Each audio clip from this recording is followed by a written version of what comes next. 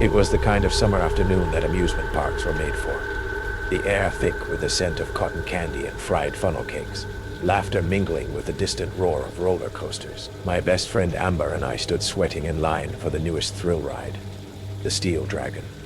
We'd already been waiting for almost an hour, sunburned and impatient. That's when I noticed him. A young guy, maybe mid-20s, clean cut, wearing the park's red polo and khaki shorts, clipboard tucked neatly under his arm. He smiled broadly, approaching with practiced confidence. "Hey, you two want to skip this line? I can take you through the VIP entrance," he said, nodding toward a gate marked employees only. Amber's eyes lit up instantly. I hesitated. It seemed odd, but his uniform was legit, identical to the other employees buzzing around us. Amber nudged me excitedly, and not wanting to spoil our fun, I smiled back and nodded. He opened the gate smoothly, ushering us inside. The moment we stepped through, I heard it. A metallic click echoing sharply behind us. The door locked. Something about that small sound tightened my stomach with unease. The hallway ahead stretched dark and narrow, lit only by flickering fluorescent bulbs. The cheerful sounds of the park faded immediately, replaced by silence. I glanced back at him, expecting reassurance, but his expression had changed. That friendly smile now looked forced, hollow. "This way," he murmured softly, voice losing all of its former enthusiasm. I exchanged a wary look with Amber, but we followed cautiously. My footsteps echoed against the bare concrete walls. Every nerve in my body started prickling with the strange sensation that we weren't alone down here. The hallway twisted deeper behind the roller coaster, into areas clearly never meant for guests. Doors stood ajar, leading into rooms cluttered with rusted machinery and tangled wiring. My pulse quickened. Amber's face mirrored my growing anxiety. "Are you sure this is the right way?" I finally asked, my voice sounding thin, timid. "Absolutely," he replied flatly, never turning around. The clip of his shoes echoed with a cold finality. The deeper we walked, the more I noticed unsettling details. Graffiti-covered walls and faded warnings, "Keep out, danger," and a crudely scrawled, "Turn back now." Trash and discarded uniforms lay scattered, abandoned abruptly. The corridor grew narrower, dimmer. My stomach knotted tighter with every step. Amber leaned close, whispering nervously, "I don't think we should be back here." "I know," I whispered back, my voice trembling. My heart was thudding so loud I was sure he could hear it. Ahead, our guide abruptly stopped.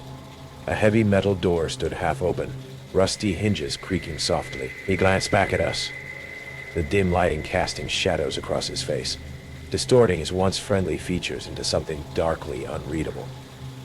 "Here we are," he said quietly, gesturing toward the room beyond. I hesitated, every instinct screaming at me to run. Amber took a step back, her eyes wide and panicked. But he moved swiftly, blocking the hallway behind us. The friendly facade had completely vanished, replaced by a cold stare that sent shivers down my spine. "Get in," he ordered sharply. Fear erupted inside me like ice water. Amber lunged forward, trying to shove past him, but he caught her arm effortlessly. She shrieked, struggling, but his grip was vice-like. Without thinking, I grabbed a rusted wrench from a nearby workbench, swinging wildly, connecting sharply with his shoulder.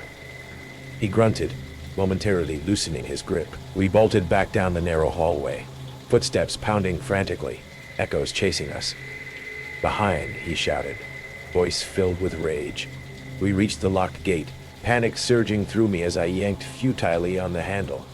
It wouldn't budge. Amber sobbed quietly beside me, desperately searching for an escape. Footsteps grew louder, closer, heavy, determined strides echoing mercilessly off the walls. "Over here," Amber gasped, pointing toward a maintenance ladder tucked in a shadowy alcove.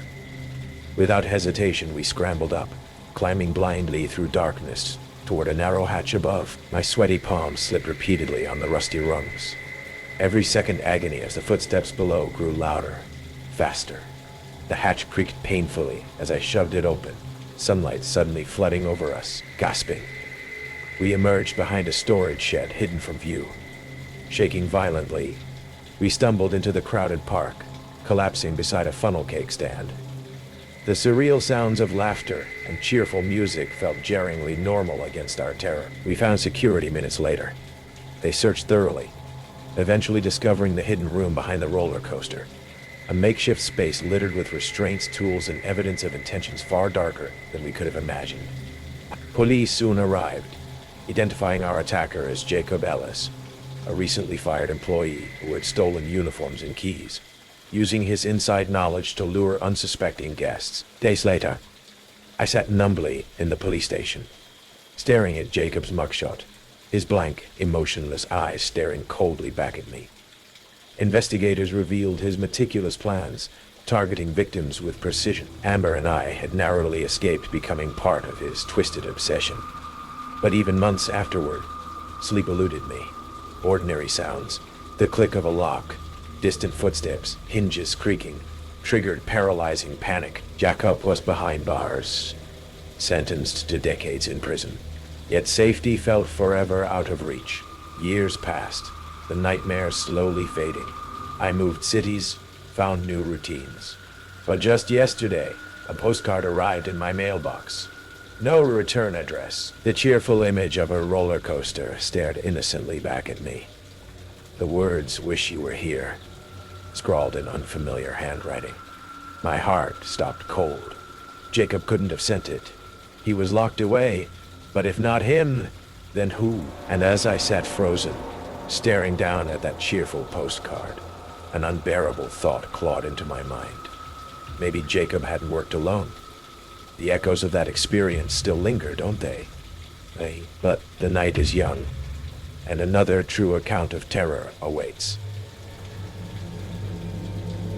The metallic scrape of a real knife against plywood echoed from somewhere deep in the Terror Tower haunted house, cutting through the usual soundtrack of recorded screams and mechanical groans. I paused in the narrow corridor between the asylum ward and Butcher's kitchen, listening carefully to distinguish the sound from the attraction's normal audio effects. It came again, deliberate, purposeful, like someone sharpening a blade. But the actors in haunted houses used rubber props, not real metal. My friends Jake and Maya had dared me to go through Terror Tower alone, betting $20 I wouldn't last 10 minutes without screaming for help. The converted grain silo on the outskirts of Millfield had a reputation as the most intense haunted attraction in 3 counties. But I'd been through it twice before and knew all the scares. At least, I thought I did. I'm Alex Morrison, 19 years old, a college sophomore home for Halloween break. Terror Tower was our annual tradition, a 4-story maze of horror scenes built inside an abandoned agricultural facility. The local newspaper called it genuinely terrifying, but I'd always been able to see through the illusions, to spot the hidden panels where actors waited, and the pressure plates that triggered jump scares. Tonight felt different. I'm a film student with a particular interest in practical effects, so I usually spent more time analyzing the craftsmanship than being scared. The first 3 floors have been predictable. Zombies lurching from coffins, a chainsaw-wielding maniac chasing visitors through strobe lights, a bloody nurse grabbing shoulders right on cue. Standard haunted house fare, executed with decent production values. But on the 4th floor, in the corner of the mad scientist's laboratory, I encountered something that broke the pattern. A tall figure in a stained lab coat stood motionless behind a fake operating table, partially hidden in shadows. Unlike the other actors, he wasn't performing. No exaggerated movements, no theatrical poses, no attempt to startle me. He was just watching. His stillness was unnerving. Every other performer in the attraction was constantly moving, resetting between scares, or maintaining their character. This one observed me with the focused attention of a predator studying prey. "Nice costume," I said, trying to provoke a reaction. He didn't respond, didn't move, just continued staring with an intensity that made my skin crawl. As I walked past him toward the next scene, something made me glance back. The figure had turned to follow my movement, his head rotating to track me like a security camera. That level of sustained attention wasn't part of any haunted house act I'd ever seen. That's when the footsteps started. Heavy boots on concrete, not the soft padding of costume shoes. The sound followed me through the morgue scene, past hanging body bags and fog machines, maintaining a steady rhythm that matched my pace exactly. I stopped. The footsteps stopped. I started walking again. The footsteps resumed. The synchronization was too perfect, too deliberate. Haunted house actors moved in patterns, appearing at designated spots to deliver specific scares. They didn't follow individual visitors through multiple scenes. Was I overreacting? I wondered, but my film training had taught me to notice details that others missed. The sound was wrong. Too heavy for theatrical movement, too consistent for improvised performance.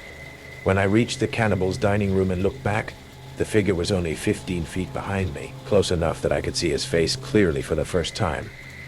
The scars across his cheeks and forehead weren't makeup. They were real, old, healed, but still visible in the dim lighting. His eyes weren't the colored contacts that other actors wore, but natural pale blue eyes that held an intelligence and focus that chilled me to the bone. This man wasn't performing. He was hunting. I quickened my pace, moving through the remaining scenes toward what should have been the exit. The attraction's design was deliberately disorienting. Narrow corridors, dead ends, false walls. But I'd memorized the layout during previous visits. But when I reached the final room, a mock cemetery with plastic tombstones and fog machines, the emergency exit that was always propped open was chained shut. A heavy chain, an industrial padlock, secured the door that was supposed to be my way out. Emergency exits were never locked. It was illegal, a fire code violation that could shut down the entire attraction.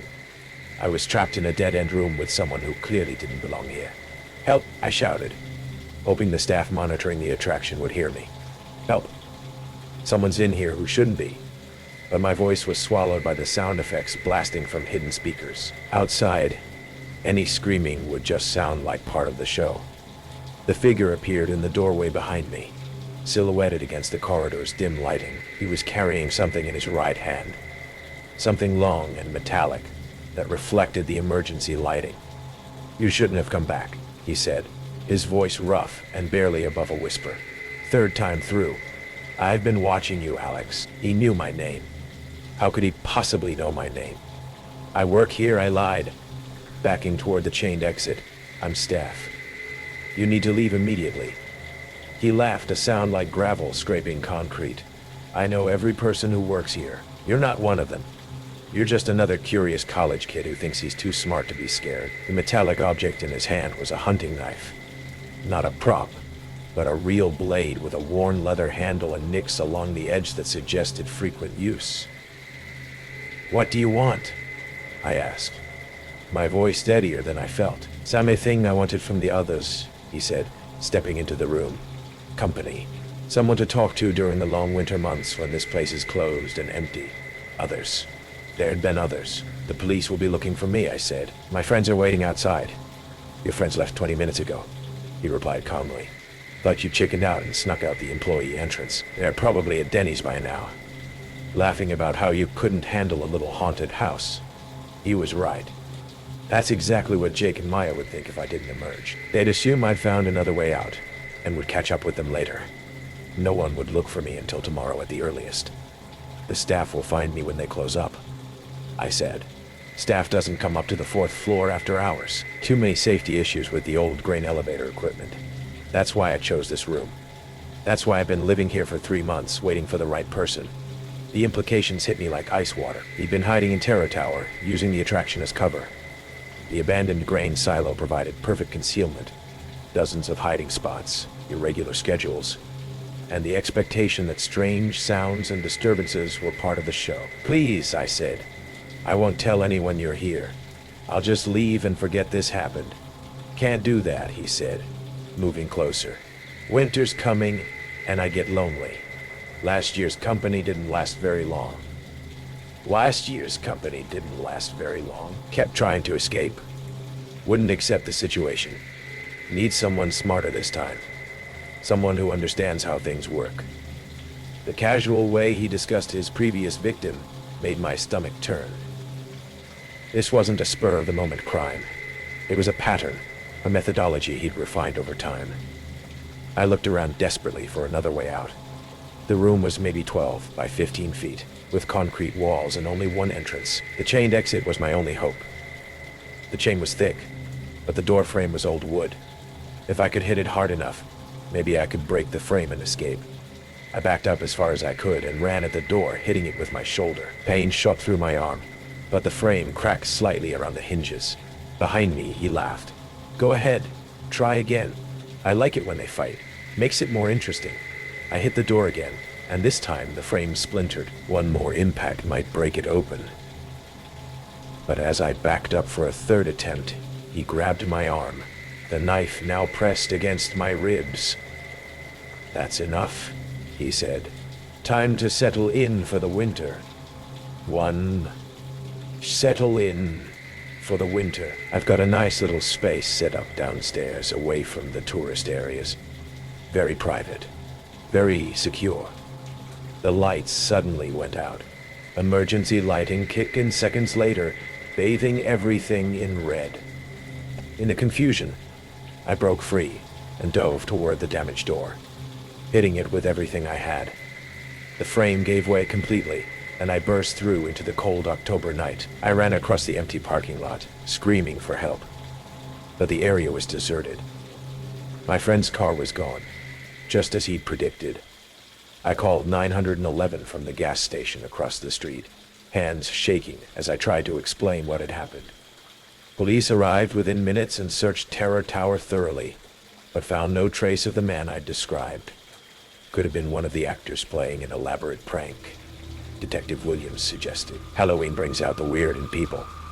But when they checked the employee records, no one matching his description worked at the attraction. And when they examined the emergency exit, they found evidence that someone had been living in the grain silo.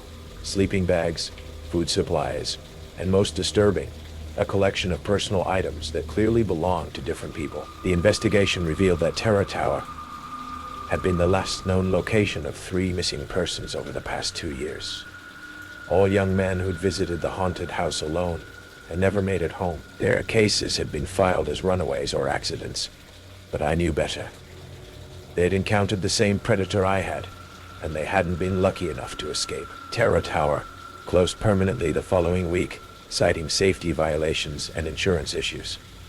But sometimes I drive past the old grain silo, and I swear I see lights moving around inside. Someone's still in there, waiting for next Halloween season. Waiting for another curious visitor brave enough to walk through Terror Tower alone. And wondering if this time, his winter company will last a little longer than the others. If that story sent a chill down your spine, prepare yourself. The next tale we're about to uncover might just freeze you in place. The first thing that should have warned me was the scratching sound coming from beneath the carousel platform at 2:47 a.m. It wasn't the wind. There wasn't any that night. It wasn't settling wood or metal contracting in the cold. It was deliberate, rhythmic, like fingernails dragging across concrete. I'd been walking my rounds for exactly 43 minutes when I heard it, my flashlight beam cutting through the darkness of Wonderland Amusement Park. The beam trembled slightly in my grip as I stopped, listening. The scratching continued for maybe 10 seconds, then stopped abruptly, as if whoever, or whatever, was making it suddenly realize they weren't alone. But that was impossible. The park had been closed for 3 years. My name is Marcus Webb, and 3 weeks ago I was desperate enough to take a job that paid cash under the table with no questions asked. The security company, Night Watch Solutions, needed someone willing to work solo, overnight shifts, at what they called a decommissioned property in rural Georgia, about 40 miles outside Savannah. It's simple. The guy told me over the phone. Walk the perimeter twice a night. Check that the gates are secure. Make sure nobody's broken in to vandalize or steal copper wire. The insurance company requires a physical presence on site. 8 hours, $300 cash, 5 nights a week. For a guy 3 months behind on rent, it sounded like a gift. They didn't tell me the property was Wonderland Amusement Park, a failed family destination that had closed after a series of accidents and a wrongful death lawsuit. They didn't mention that the nearest neighbor was 6 miles away, or that my cell phone would get exactly 1 bar of service on a good night. Most importantly, they didn't tell me about the maintenance tunnels. My first week went smoothly enough. The park felt eerie. Sure, abandoned amusement parks always do. The roller coaster tracks twisted against the sky like the spine of some massive dead animal. Carousel horses sat frozen mid-gallop, the painted eyes reflecting my flashlight beam with unsettling intensity. But it was manageable. The second week I started noticing things. A paper cup that hadn't been there the night before, sitting on a picnic table near the funhouse. Fresh mud tracked across a section of asphalt I'd walked across clean just hours earlier. And the smell of cigarette smoke lingering near the employee break area, even though the power had been cut and the building should have been sealed. I told myself it was day shift maintenance. Maybe the insurance company sent people out during regular hours. But when I called to ask, the dispatcher seemed confused. Maintenance? No, son. Property's been sealed since closure. You're the only one authorized to be on site. That's when the scratching started. The carousel sat in the center of the park, surrounded by a circular platform about 30 feet across. During operation, families would gather around the painted railing to watch their kids ride the horses and wave. Now, in the darkness, it looked like a monument to something that had died badly. The scratching was definitely coming from underneath. I found the access panel on the third night, hidden behind a maintenance shed about 20 yards from the carousel.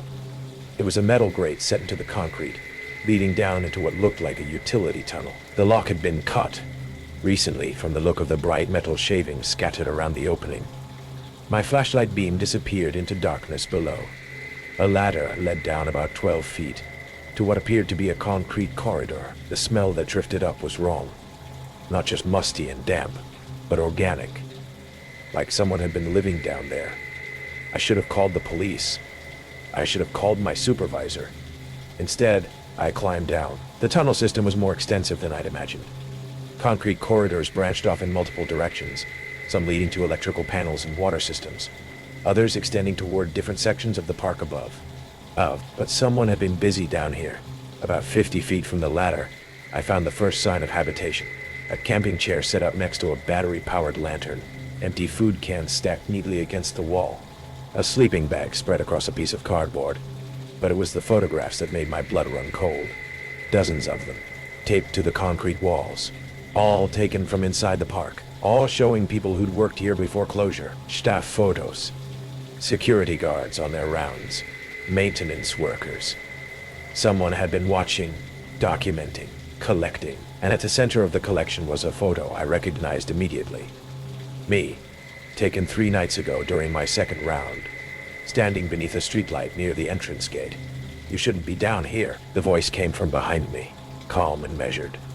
I spun around, my flashlight beam revealing a man in his 50s, thin and weathered, wearing clothes that had once been park maintenance uniforms. His eyes reflected the light like an animal's. "This is my home," he said, stepping closer. "Has been for 2 years. You're trespassing." My hand moved toward my radio, but he was faster, producing a knife from somewhere in his jacket. Not threatening exactly, but present, visible. "Harold Kemper," he said, as if we were being introduced at a church social. "Former head of maintenance. Been taking care of this place since they abandoned it, since they abandoned me." I could see the madness in his eyes now, the way they darted constantly between my face and the tunnel entrance behind me. This wasn't just some drifter who'd found shelter. This was someone who'd never left, who'd been living in the bones of this place like a parasite. It told everyone the park was empty, I managed to say. Harold smiled, and it was the most unsettling thing I'd seen yet. "It is empty, except for me. And now you." I ran. The tunnels were a maze, and Harold knew them like his own living room. I could hear him behind me. Not running, but moving with the steady confidence of someone who'd walked these passages 1,000 times. My flashlight beam bounced wildly as I stumbled through the darkness, trying to remember which way led back to the ladder. I took a wrong turn and found myself in a dead end, facing a wall covered with more photographs. These were different. Images of the park during operation. Families enjoying the rides, children laughing. But someone had taken a black marker and drawn X's over every face, turning innocent vacation photos into something sinister. "I tried to warn you," Harold's voice echoed from somewhere behind me. "The scratching, the moved objects. I was being polite, but you had to come down here, didn't you? Had to see." I backtracked, found another corridor, kept moving. My radio crackled with static, but no connection. The concrete walls seemed to press closer with each step. Then I saw light ahead. Real light, not from my flashlight. The ladder. I climbed faster than I'd ever climbed anything, my hands scraping against the metal rungs. The sound of Harold's approach growing closer. I burst through the access panel into the cool night air, gasping, and immediately started running toward my car parked near the main gate. Behind me, I could hear the scrape of metal on concrete as Harold emerged from his underground world, but I didn't look back. I reached my car, threw it in drive, and didn't stop until I was back in Savannah. I never returned to finish my shift. The police found Harold Kemper 2 days later, still living in the tunnels. Turns out he'd been dismissed from his maintenance job 6 months before the park closed due to concerning behavior toward visitors. When Wonderland shut down, he'd simply stayed, creating his underground kingdom in the infrastructure he'd helped maintain for 15 years. They found evidence he'd been emerging at night to patrol the grounds, convinced he was still the park's caretaker. The photographs weren't just of employees. Dozens showed trespassers and urban explorers who'd broken in over the years. Most had never been reported missing. Harold was charged with trespassing and illegal inhabitation, but the prosecutor couldn't make anything more serious stick. After all, nobody had actually been hurt. That was 6 months ago. Harold Kemper was committed to a state psychiatric facility after being declared unfit for trial. But sometimes late at night, I wonder about those other photographs, the ones of all those trespassers and explorers, the ones showing people I never saw in the missing person reports. I wonder if Harold was really alone down there in those tunnels, and I wonder if whoever took over his underground kingdom knows where I live now. It's unsettling to think these events truly happened, and believe me, there are more horrors lurking in the shadows, waiting to be told. The radio static cut through the cheerful background music of Tomorrowland at exactly 3:47 p.m., followed by a voice I didn't recognize. "Security team, we have eyes on the woman in the red cardigan again. She's approaching the Martinez family near Space Mountain." But I was the only security guard assigned to that sector, and I hadn't made that call. I pulled my radio closer, pressing the response button. "This is Jake Morrison, Sector 7. Can you repeat that last transmission?" "Nothing but static," answered back. Around me, families continued their magical day.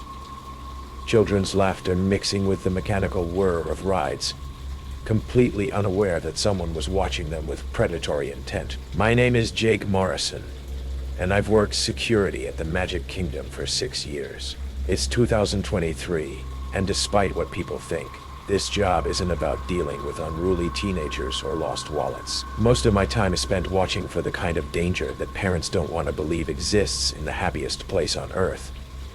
The kind that hides behind smiles and claims of innocent help. Oh, I'd first noticed the woman in the red cardigan 3 days earlier. She was maybe 45, average height, with graying brown hair pulled into a practical ponytail. Nothing remarkable about her except for one thing. She approached at least 6 different families each day, always with the same story. Her 8-year-old daughter was missing. She was frantic.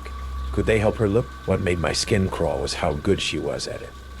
She'd study each family for several minutes first, noting the parents' body language, how many kids they had, which child seemed most adventurous or likely to wander off. Then she'd approach with tears in her eyes, describing a little girl who always happened to match the general appearance of one of their children. While the parents frantically helped her search, someone else was always nearby with a camera phone, documenting everything, taking pictures of the distracted parents, the unattended children, the family dynamics.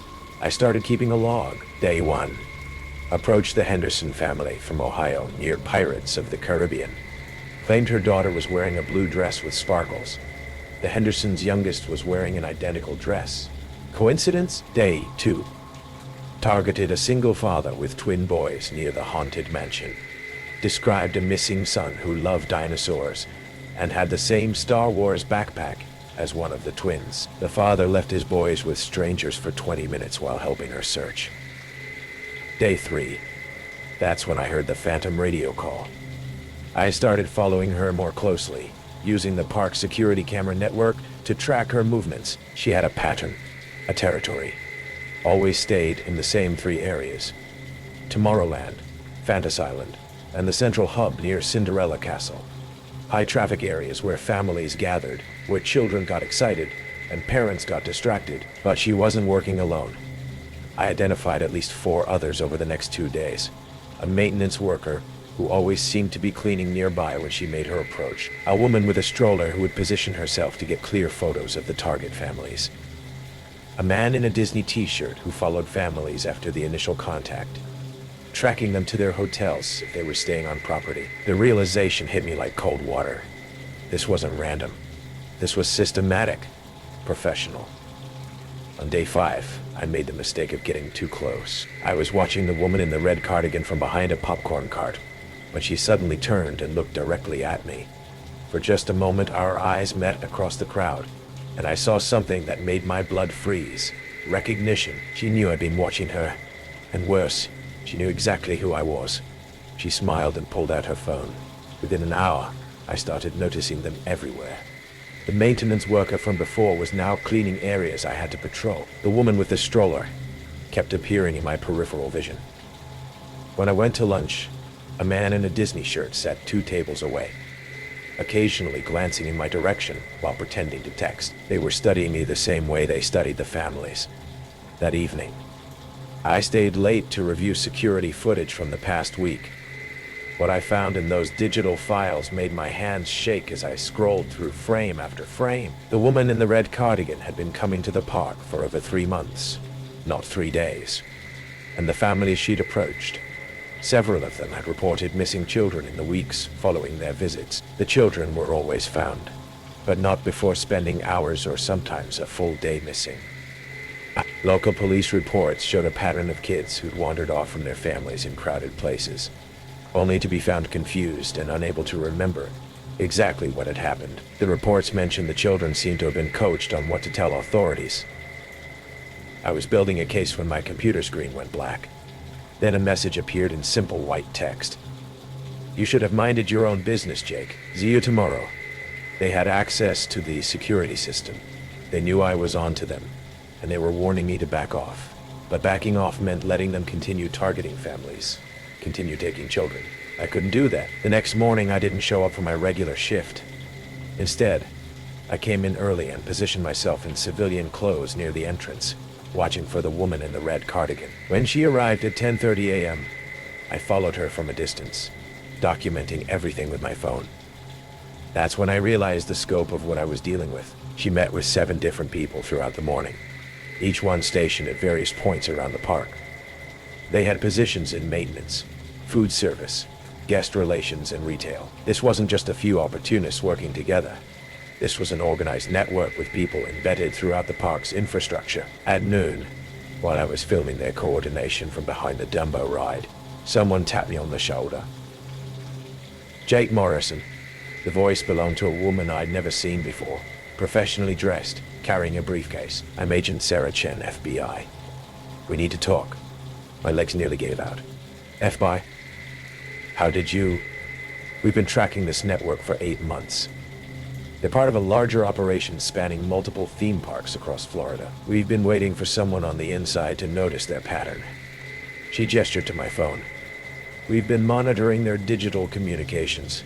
When they mentioned you by name yesterday, we knew it was time to make contact." Agent Chen explained that the network was sophisticated, using the parks as hunting grounds to identify and study potential targets. They take children for short periods, gathering information about family structures, home locations, and vulnerabilities before returning them. It was reconnaissance for future, more permanent abductions. The woman you've been watching is Rachel Voss. She's wanted in connection with 12 missing children across 3 states.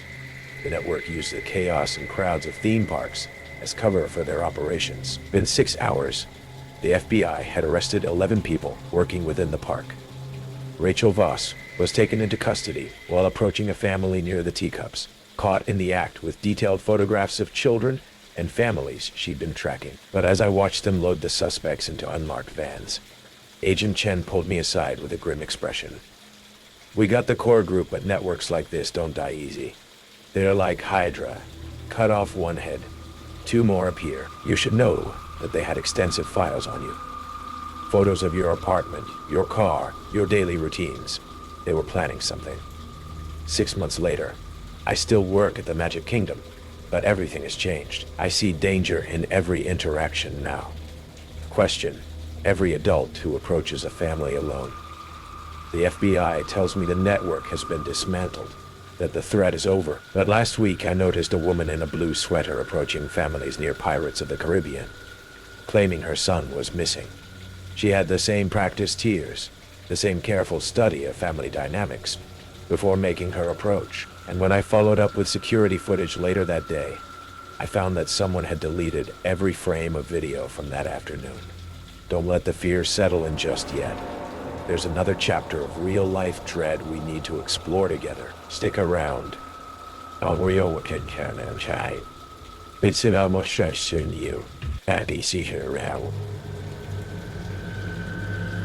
The reflection staring back at me wasn't copying my movements. While I raised my right hand to touch the smudged glass, the figure in the mirror lifted its left hand and pressed it against what should have been the same spot.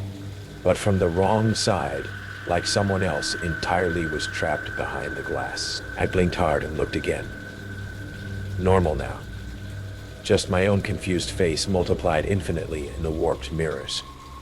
But for that split second, I could have sworn someone else had been looking back at me. The sound of heavy footsteps echoing through the narrow corridors didn't match the soft padding of my sneakers on the worn linoleum. I stopped walking and listened.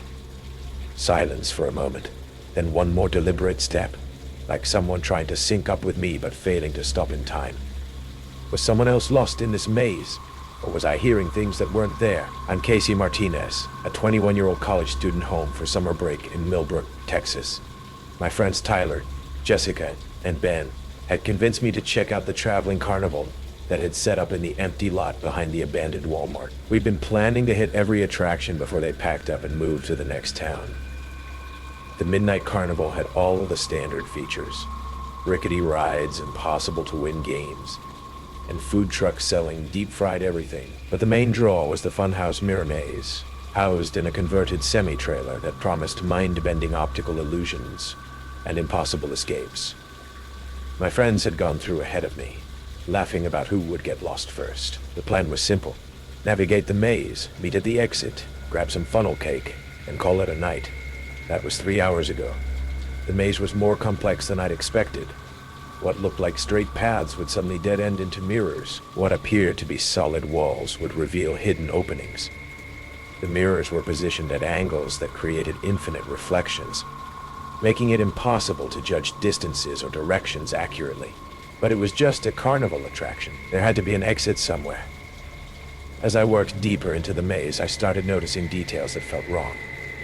Some mirrors were cleaner than others, as if they'd been recently moved or adjusted. The lighting was inconsistent, bright in some areas, unnaturally dark in others. And those footsteps kept following me, always just out of sight. "Tyler," I called out. "Jessica, where are you guys?" My voice echoed strangely, bouncing off the glass surfaces and creating a disorienting chorus. But there was no response from my friends. I pulled out my phone to check the time. 12:47 a.m. The carnival was supposed to close at midnight, but no signal. The metal trailer was blocking my reception. That's when I started to panic. I'd been wandering for over an hour, and the sounds from outside were getting fainter. The music from the rides, the calls of game operators, the laughter of other visitors, all fading into an oppressive silence. I started moving faster, taking turns randomly, hoping to stumble across the exit, but every corridor looked identical. Every reflection showed the same frightened face staring back at me. That's when I saw him clearly for the first time. In one of the mirrors, standing about 15 feet behind me, was a man I didn't recognize, tall, wearing dark carnival worker coveralls, watching me with the focused attention of a predator studying prey. I spun around, but the corridor behind me was empty. When I looked back at the mirror, he was gone. My heart hammered against my ribs. The maze was disorienting. The lighting was playing tricks, and I was stressed about being trapped. It would be natural to start hallucinating, but the footsteps were getting closer. I could hear them clearly now. Heavy work boots on metal flooring, moving with purpose while I stumbled around blindly. Someone was in the maze with me.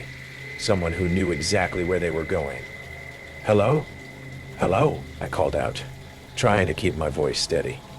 I'm lost. Can you help me find the exit? The footsteps stopped.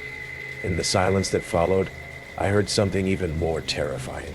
The mechanical sound of mirrors being moved. Scraping, sliding, clicking into new positions with mechanical precision. Someone was rearranging the maze while I was inside it. I ran then, no longer caring about finding the exit systematically. I just wanted out of this metal box, away from whoever was playing games with me in the darkness.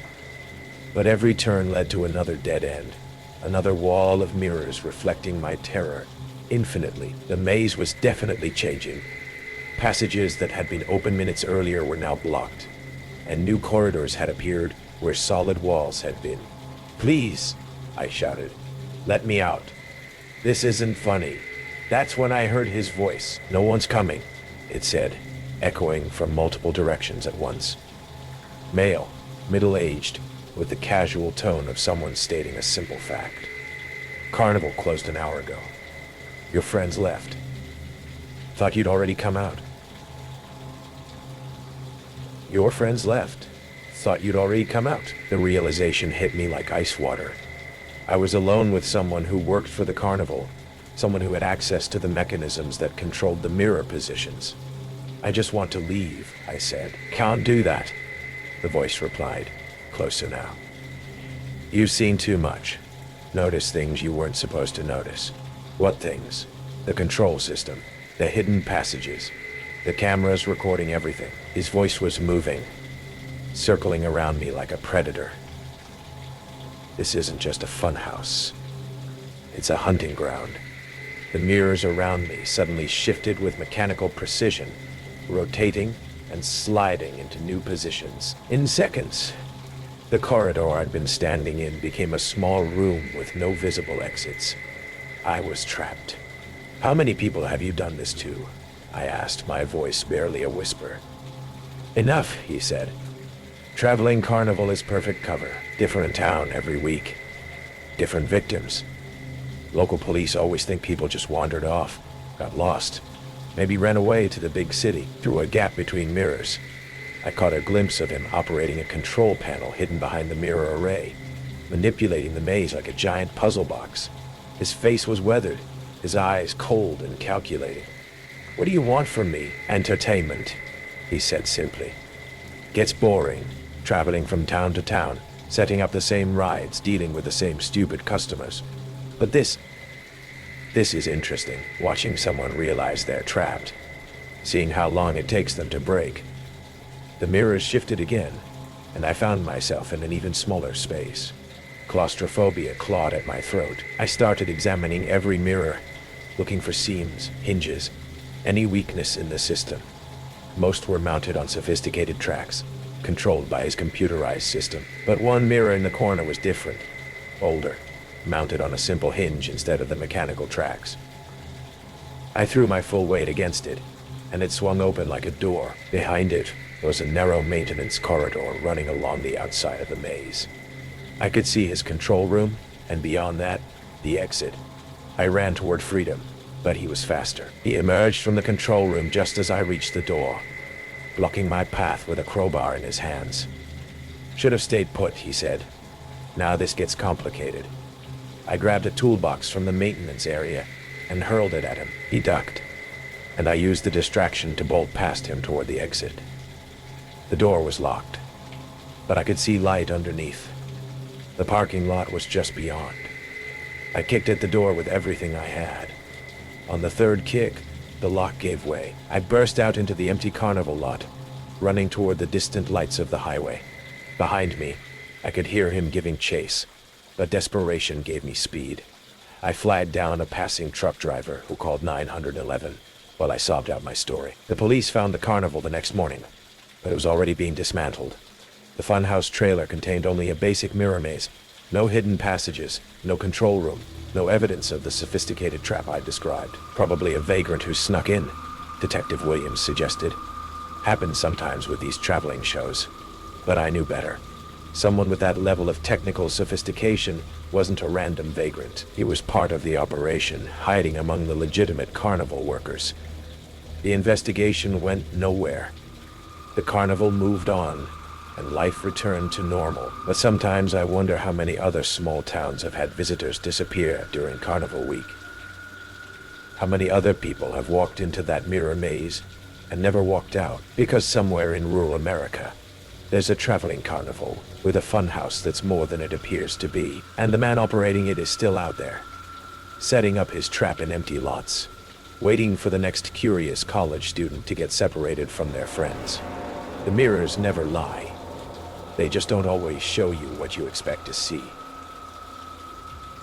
The reality of these experiences is often more terrifying than fiction, and the next story is a stark reminder of just that. You won't want to miss it. The first time I heard the real scream, not the piped-in theatrical ones, it was just a faint, muffled cry, almost swallowed by the roar of the Goliath roller coaster and the cheerful, slightly off-key calliope music from the main midway. I was on my break, sitting on an overturned bucket in the grimy service alley behind Captain Calico's pirate adventure, the creaky old animatronic show I helped run.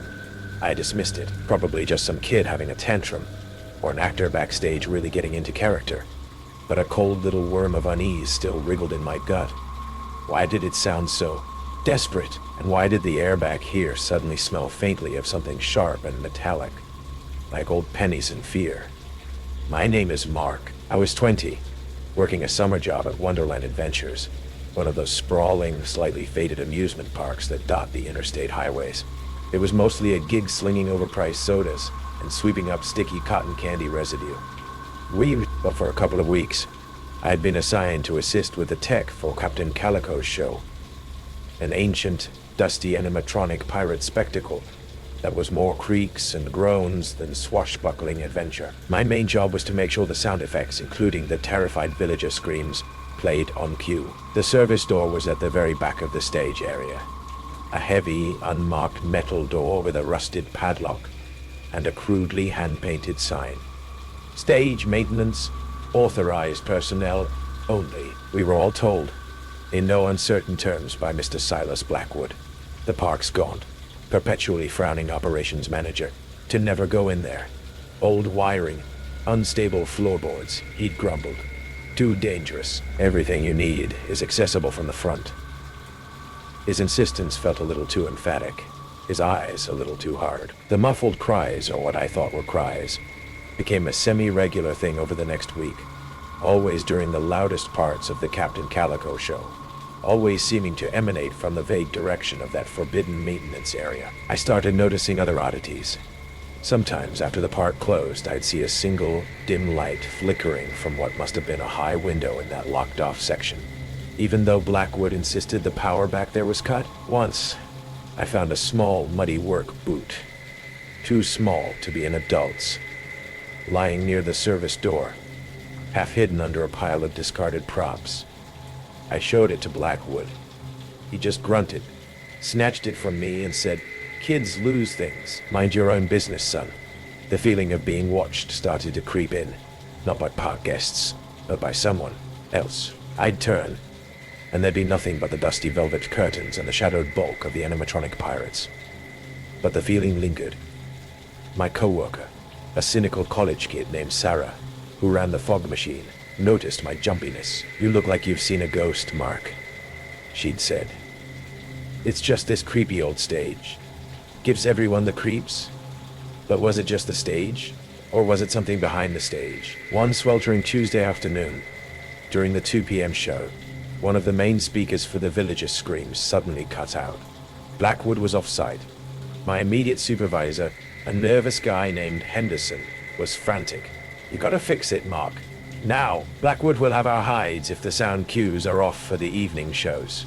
The access panel for that speaker bank, according to the ancient wiring diagrams, was inside that forbidden maintenance area. Henderson looked terrified at the thought of going in, but even more terrified of Blackwood's wrath. He fumbled with a ring of keys, found a long, tarnished brass one, and pressed it into my hand. "Just be quick. Don't touch anything else, and don't tell Blackwood I gave you this." The lock on the service door was stiff, but the key turned with a protesting groan. The door opened onto a narrow, dusty corridor, lit by a single bare bulb. The air was cold, stale, and that metallic, coppery scent was stronger here, mixed with something else. A faint, sharp, chemical odor, like industrial cleaner. The corridor led to another door, this one unmarked, also locked. The same key opened it. What I saw made my blood run cold. It wasn't a maintenance room. It was small, windowless, the walls and ceiling crudely soundproofed with what looked like old, stained acoustic foam. In the center, bolted to the concrete floor, was a single worn wooden chair facing a blank section of wall. Leather restraints, thick and cracked with age, hung from its arms and legs. On a small, dusty table beside it lay a collection of tools that had nothing to do with stage repair. Pliers, a small rubber mallet, a roll of thick silver duct tape, and what looked horrifyingly like a set of old dental implements. And mounted on the wall opposite the chair, aimed directly at it, was a small, modern-looking digital camera, its tiny red recording light blinking steadily. Next to the camera, rigged with crude wiring, was a set of heavy-duty speakers, identical to the ones used for the show's sound effects. My stomach churned. The muffled cries, the screams during the show. This wasn't a storage room. This was a place of nightmares. A place built for something else. Someone had created this horrific little theater right behind the manufactured joy of Captain Calico's adventure. Who and why? Then my flashlight beam, shaking in my hand, fell on a small dog-eared spiral notebook tucked under the chair. I picked it up. Dates, times, cryptic, handwritten notes. Subject a female, approx 9. Responsive to audio stimuli. Duration, 12 mins. Good recording. Subject B, male, approx 30s. Resistant, required. Persuasion, audio quality, compromised. My breath hitched. This wasn't just a room. It was a recording studio for terror. The screams for the show, were they real? Had they been harvested here? A floorboard creaked in the corridor outside. Behind me, my heart leaped into my throat. I doused my flashlight, plunging the room into darkness, and pressed myself against the cold, foam-covered wall, my mind reeling. Slow, deliberate footsteps approached the door. I could hear shallow breathing just outside. Knew you couldn't resist a peek, Mark. Blackwood's voice, low, calm, chillingly amused. He hadn't been off-site. He'd been waiting, watching. He knew I had the key. Henderson must have told him. Or maybe, Henderson was part of it. Curiosity is a dangerous thing in a place like Wonderland Adventures. Some doors are best left unopened. The doorknob began to turn. He was coming in. This was the climax I hadn't scripted. My investigation had been a carefully orchestrated setup. The broken speaker, Henderson's panic, the key. They hadn't just let me find this room. They'd led me to it. And now, I was the next subject. I didn't scream. There was no one to hear who wasn't already in on it. I did the only thing I could. As the door creaked open, as Blackwood's silhouette filled the frame, I lunged, not at him, but at the table with the tools. I grabbed the heaviest thing I could find, the rubber mallet, and swung it blindly in the darkness towards where his voice had come from. A sickening thud, a grunt of pain. I didn't wait to see if I'd hit him. I scrambled past him, out of that horrific room, down the dusty corridor, back towards the relative sanity of the backstage area. I could hear him cursing behind me, the sound of someone else. Henderson, shouting. I burst through the main stage curtains, right into the middle of the afternoon pirate show. Captain Calico frozen mid-yo-ho-ho. The piped-in screams of villagers suddenly sounding horribly, ironically real. The rest was chaos. Security, police, Blackwood and Henderson were apprehended, their faces masks of shock and denial. The soundproofed room, the journal, the tools. It was all there. The investigation revealed a horrifying truth. Blackwood, a man obsessed with authentic emotional responses, had been using the hidden room for years, luring drifters, or sometimes even park employees who asked too many questions, into his sound studio. He'd terrorize them, record their genuine screams, and then they'd simply vanish. The screams in Captain Calico's show were, in many cases, the last recorded sounds of real human terror. The missing persons cases in the county, some going back years, suddenly had a chilling new focal point. The motive? A twisted form of artistic integrity for his decaying park, and a sadistic thrill. Wonderland Adventures was shut down, its gates chained, its bright colors fading under a pall of true crime notoriety. They never found bodies on the premises, just the room, the recordings, and the chilling implication of what had happened to the subjects after their final performance. I left Oak Haven. I don't go to amusement parks anymore. The sound of a roller coaster, the smell of popcorn, even the cheerful tune of a calliope. It all brings back the memory of that cold, soundproofed room, the glint of those tools, and Blackwood's calm, possessive voice. And sometimes, late at night, when I hear a distant scream, a siren, a movie on TV, a part of me still wonders if it's real, if somewhere in some forgotten back room, another show is just beginning, and another unwitting subject is about to make their debut. That was just one glimpse into the darkness. Are you ready for another? Because the next chilling true story is coming right up. The first thing I noticed was the single, sharp, metallic snap that echoed through our gondola. Not a normal sound, more like a cable under tension suddenly giving way. The entire Ferris wheel shuddered, then went completely still. The cheerful carnival music below abruptly cut off, leaving only the distant rumble of thunder and the creaking of our suspended metal cage. "Did you hear that?" I asked Ellie, who was still admiring the sunset view over Lincoln County Fairgrounds. "Hear what?" She turned to me, her smile fading when she saw my expression. "Nathan, what's wrong?" I pointed to the control booth below, now strangely empty. Just moments ago, the operator, a heavy-set guy with a faded Metallica t-shirt, had been standing there, joking with the teenage attendant. Now, no one. "They're gone," I said, feeling the first prickle of unease crawl up my spine. And I think something broke. As if answering me, a dark wall of storm clouds on the horizon flashed with lightning, followed by a deeper growl of thunder. Much closer now. "Maybe they went to get help," Ellie suggested, but the uncertainty in her voice matched my growing concern. I leaned over the edge of our gondola, looking down at the 100-foot drop to the concrete below. That's when I saw a figure moving deliberately across the empty midway, walking not toward the maintenance shed, but toward the electrical panel that powered the entire east section of the fairgrounds. "Someone's down there," I said, "but they're not coming to help us. My name is Nathan Cooper."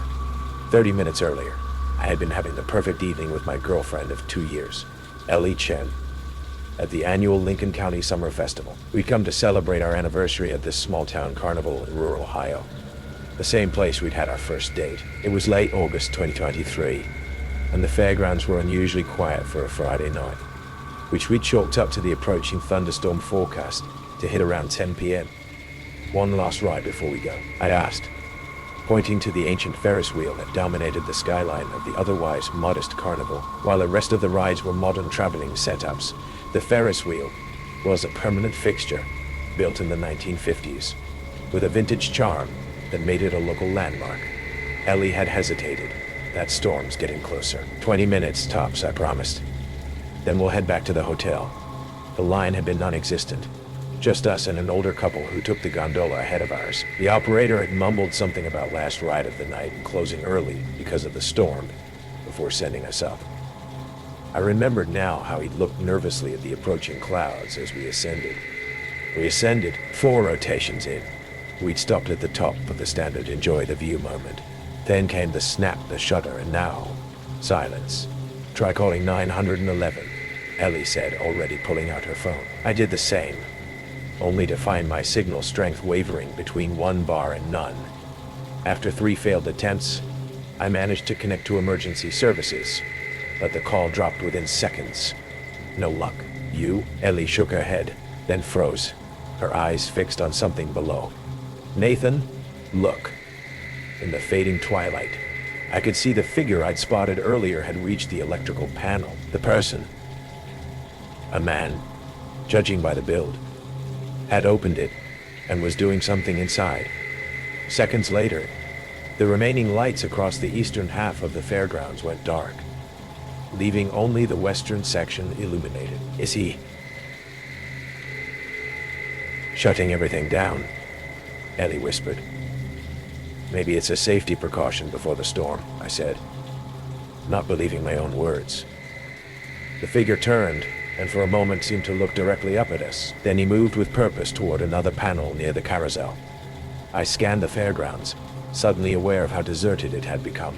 No carnival workers, no security, no other patrons. Even the older couple that had been in the gondola ahead of ours was nowhere to be seen.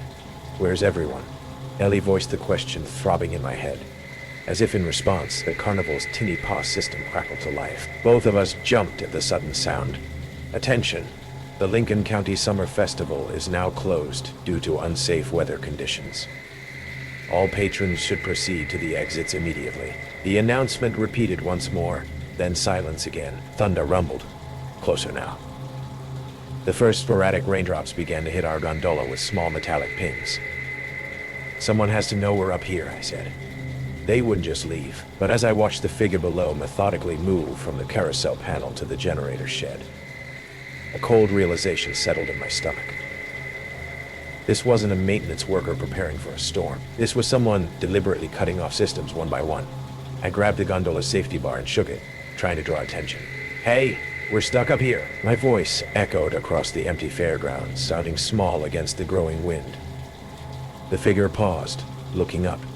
Even from this distance, I could feel their gaze lock onto us. They raised one hand slowly, not in acknowledgement, but almost like a deliberate wave.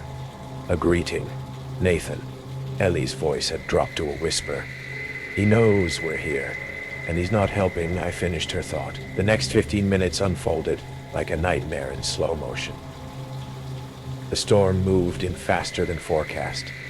Sheets of rain reducing visibility to mere yards. Lightning crashed around us, illuminating the fairgrounds in stroboscopic flashes that revealed glimpses of the figure below, systematically moving from one control station to another through my binoculars.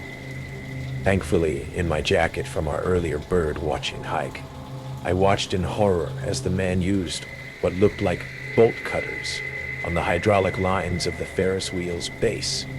Dark fluid spilled onto the concrete. "He's cutting the hydraulic lines," I told Ellie, who was huddled against me, soaked and shivering. "He's making sure this thing can't be restarted quickly. But why?" The panic in her voice matched the thundering of my own heart. Why would someone do this? I swept the binoculars across the fairgrounds again, desperately looking for anyone else. In a flash of lightning, I caught sight of something that made my blood run cold. The emergency evacuation procedures poster on the operator's booth had been deliberately torn down, its pieces scattered across the wet ground. This wasn't random. This was methodical. Our gondola swayed violently in the intensifying wind, the entire structure of the Ferris wheel groaning under the strain. Each gust pushed us into a nauseating pendulum motion, metal screaming against metal at the connection points. "Nathan, we need to do something." Ellie's voice had changed, the panic replaced by a determined calm that I recognized from her work as an ER nurse. This wheel wasn't built to withstand winds like this. "If the rain gets worse," I nodded, understanding. The added weight might be too much. We had to move. Staying put was no longer an option. I peered over the edge of our gondola again. The wheel had stopped with us just past the highest point, maybe 15 degrees down from the top. Below us, the struts of the wheel's structure formed a skeleton of potential handholds and footholds, terrifyingly exposed, but possibly navigable. "I think we can climb down," I said, the words feeling surreal as they left my mouth. "Not all the way, but maybe to one of the maintenance platforms." Ellie looked at the rain-slick metal framework, then at me. She didn't need to voice her thoughts. One slip on those wet metal bars meant death. Another violent gust rocked our gondola, This one strong enough to make the locking pin securing us to the wheel audibly groan. The entire structure swayed. "We don't have a choice," I said, just as we prepared to attempt the climb. A beam of light cut through the darkness below. A powerful flashlight, scanning systematically across the abandoned midway. For a moment, hope surged. Someone was looking for us. Then the beam turned upward, directly into our eyes, blinding us. When my vision cleared, I saw the figure standing at the base of the Ferris wheel, flashlight in one hand and what looked like a small metal tool in the other. In the next lightning flash, I recognized both the face and the tool. "That's the maintenance guy from earlier today," I whispered to Ellie. "The one who was arguing with the owner near the Funhouse, and the tool was a blowtorch." We watched in horror as he ignited it and approached one of the main support struts of the wheel. "He's going to weaken the structure," Ellie realized aloud. "Make it collapse in the storm." I fumbled for my phone, hands shaking so badly I could barely unlock the screen. By some miracle, I had a momentary signal bar. Without hesitating, I hit record and zoomed in on the man below, capturing his face and actions in shaky video footage. "If we don't make it," I started, "we'll make it." Ellie cut me off, her eyes fixed on the figure below. "And when we do, we'll have evidence." The man worked for about 2 minutes on the strut, then moved to another. From our vantage point, we could see what he apparently couldn't. 2 sheriff's department vehicles pulling into the far parking lot, lights flashing but sirens off. "Someone called it in," I breathed, hope flickering back to life. The saboteur must have seen the lights too, because he suddenly extinguished his blowtorch and began running toward the back fence of the fairgrounds. The officers, moving cautiously with flashlights drawn, hadn't spotted him yet. Here!" Ellie and I screamed together, waving frantically from our gondola. "Up here." One of the officers looked up, his flashlight beam finding us. I could see him immediately radio for backup. What followed was a 90-minute rescue operation that felt like days. The fire department arrived with a ladder truck, but the storm made reaching us nearly impossible. Eventually, they managed to stabilize a portion of the wheel enough to get a rescue climber up to our gondola. By the time our feet touched solid ground, the storm had begun to pass, and my legs were so weak, I immediately collapsed onto the wet concrete. The investigation revealed that Terrence Wilkins, a recently fired maintenance worker, had systematically sabotaged not just the Ferris wheel, but several rides throughout the fairgrounds. The sheriff told us that Wilkins had left detailed journals outlining his grievances against the carnival owner, who had allegedly been cutting corners on safety inspections for years. He wanted to create a real accident to expose the owner's negligence. The detective explained.